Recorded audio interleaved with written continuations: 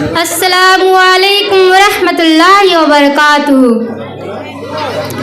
پستی سے بلندی کی طرف پرواز کرتی ہوں، پستی سے بلندی کی طرف پرواز کرتی ہوں، خدا کے نام سے تقریر کا آغاز کرتی ہوں۔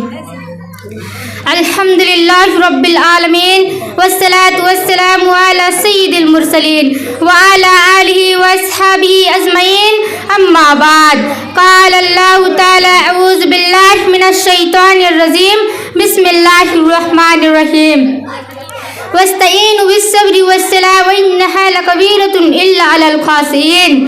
صدر محترم اور میری دینی بھائیوں اور بہنوں اور قرب و جوار سے آئے ہوئے مہمانان خصوصی، آج کے اس سالانہ انعامی مقابلہ میں جس عنوان کے تحت میں لب کشائی کرنا چاہتی ہوں وہ ہے نماز کی اہمیت۔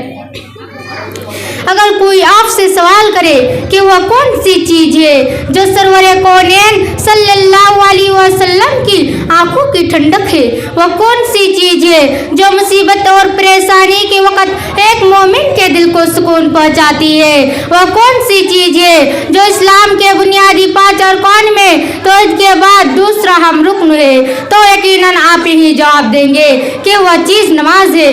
جی ہاں، یہ نماز ہے جس کا ذکر قرآن مجید میں 70 سے زائد مقامات پر آیا ہے۔ یہ نماز ہے جو مومن کی معراج ہے، یہ نماز ہے جو مسلمان اور کافر کے درمیان حد فاصل ہے، یہی نماز ہے جس کو جان بوجھ کر ترک کرنے والا حدیث کی روشنی میں کفر کا ارتکاب کرتا ہے، یہ نماز ہی ہے جس کے بارے میں قرآن کہتا ہے واستعینوا بالصبر والصلاۃ وانہا لکبیرۃ الا علی الخاشعین۔ صبر اور نماز سے اللہ کی مدد حاصل کرو، یہ نماز ہی ہے جس کے بارے میں سرور کونین صلی اللہ علیہ وسلم کا ارشاد ہے بین الرجل و بین الشرک والکفر ترک الصلاۃ۔ آدمی اور شرک و کفر کے درمیان فرق کرنے والی چیز نماز ہے، یہ نماز ہی ہے جس کے بارے میں اما عائشہ رضی اللہ تعالی عنہا فرماتی ہے کہ رسول صلی اللہ علیہ وسلم کو جب بھی کوئی پریشانی لاحق ہوتی آپ نماز میں مشغول ہو جاتے۔ اسلامی بھائیوں اور بہنوں، کس قدر افسوس کا مقام ہے، دین کا اتنا اہم ستون، کفر و اسلام کے درمیان فرق کرنے والی عبادت، نبی کی آنکھوں کی ٹھنڈک، اور آج ہم اس سے غافل ہے۔ اپنے آپ کو مسلمان کہنے کے باوجود ہم نماز سے دور ہے، جبکہ رسول اکرام صلی اللہ علیہ وسلم کے زمانے میں منافقین کو بھی نماز پڑھنی پڑتی تھی، حالانکہ ان منافقین کی انجام قرآن مجید میں کافروں سے بدتر بتلایا گیا ہے، مگر ان منافقین کے بارے میں قرآن کہتا ہے وَإِذَا قَامُوا إِلَى الصَّلَاةِ قَامُوا كُسَالَىٰ۔ آدمی اور شرک و کفر کے جب وہ نماز کے لیے اٹھتے ہیں تو سستی اور کاہلی کے ساتھ اٹھتے ہیں، مگر جب نماز پڑھتے ہیں تو گویا ہماری حالات ان منافقوں سے بدتر ہے۔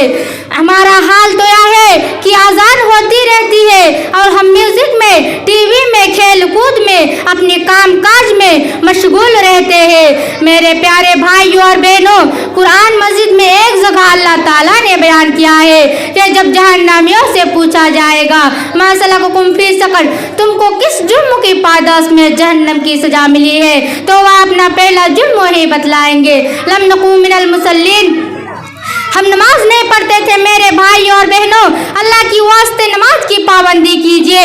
آپ کو معلوم ہونا چاہیے کہ نماز وہ واحد عبادت ہے جس کے بارے میں محسن انسانیت صلی اللہ علیہ وسلم نے فرمایا کہ جب تمہارے بچے 7 سال کے ہو جائے تو انہیں نماز کا حکم دو، اور 10 سال کے ہو جائے اور نماز نہ پڑھے تو انہیں مارو۔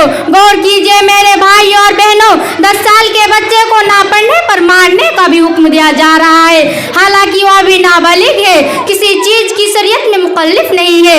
اس سے اندازہ لگائیے کہ ہماری شریعت کی نظر میں نماز کی کیا قدر و قیمت ہے اور یہ کس قدر عام عبادت ہے۔ اسی لیے آج سے یہ ٹھان لیجیے کہ انشاءاللہ آج سے ہم نماز کے معاملے میں کوئی کوتاہی نہیں کریں گے اور اس کی مکمل پابندی کریں گے۔ اللہ تعالیٰ ہمیں اس کی اہمیت کو سمجھنے اور اس کی پابندی کی توفیق عطا فرمائے، آمین۔ وما علینا الا البلاغ۔ السلام علیکم ورحمۃ اللہ وبرکاتہ۔